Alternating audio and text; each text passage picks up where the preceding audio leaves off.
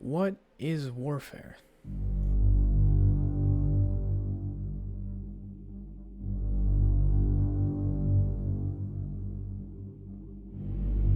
Looking through history, war has always been a physical fight, revolving around fights for glory, God, and the never-ending need for conquest and superiority, to prove to all that would oppose you that your point of view is the correct one.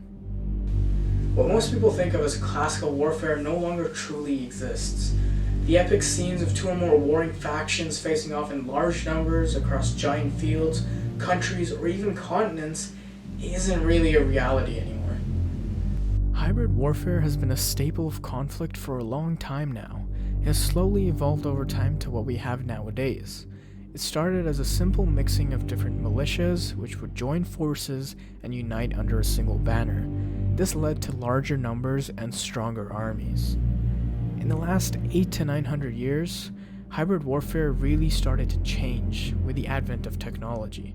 The introduction of different styles of fighters, cavalry, ships, the printing press, guns, and the internet has really allowed for divisions and armies with specific tasks and roles that they had to fulfill, all together supporting one another to achieve their objective.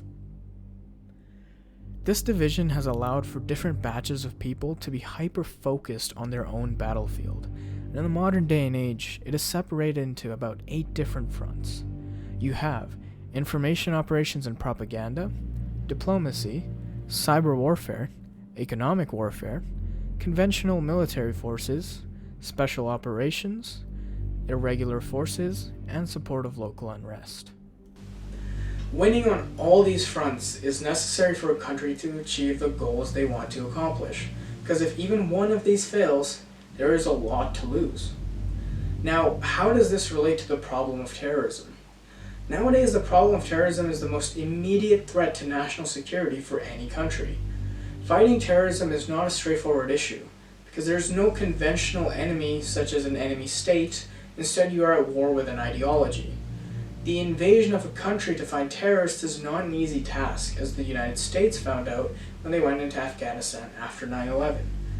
Fundamentally, the terrorists are a minority. They're not the majority of the population because their ideology is inherently extremist, and most people are not. If we look at the example of the Taliban in Afghanistan, we saw that occur before 9/11. A minority group took control by force, they killed civilians and stole property. The resentment from the civilians for the terror group was strong. The modern army tries to go to war with the terrorists but fails to define the scope of the battle. This results in the modern army declaring the nation in general as a war zone, even if the vast majority of the civilian population is not aligned with the same views as the terrorists.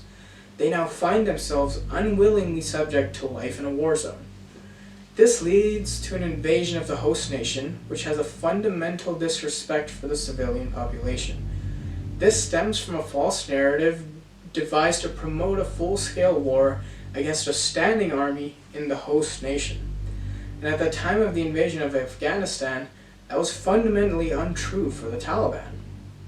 In a country of about 21 million people, only around 18,000 people, at the highest end of estimates, were part of the extremist Taliban and Al-Qaeda.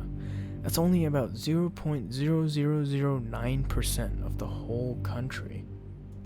So when a foreign nation comes to another country and declares it a war zone, that's when the drift starts to occur.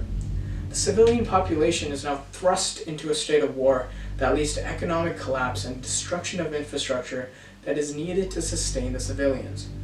Unfortunately, many different NATO-led missions led to civilian casualties and destruction of infrastructure that the Taliban was not responsible for. This ultimately put NATO forces in a bad position with the civilians, who thought, well, at least the Taliban didn't kill my cousin, or destroy my house with a missile, or run my farm over with a tank. And with even more technological inventions like drones, it was exponentially easier for NATO forces to plan and execute specific targets without even having troops on the ground, which led to several instances of civilians being misidentified as militants and getting murdered. Unfortunately, this failure of keeping the civilian population of the host nation safe and treating a huge portion of the host nation as a battlefield, leading to ruination of the host nation. This leads to resentment in the population. It is exactly what leads to the growth of the militant organization and the persistent presence of the foreign invader that is hurting instead of helping them, which leads to the eventual turn of heart.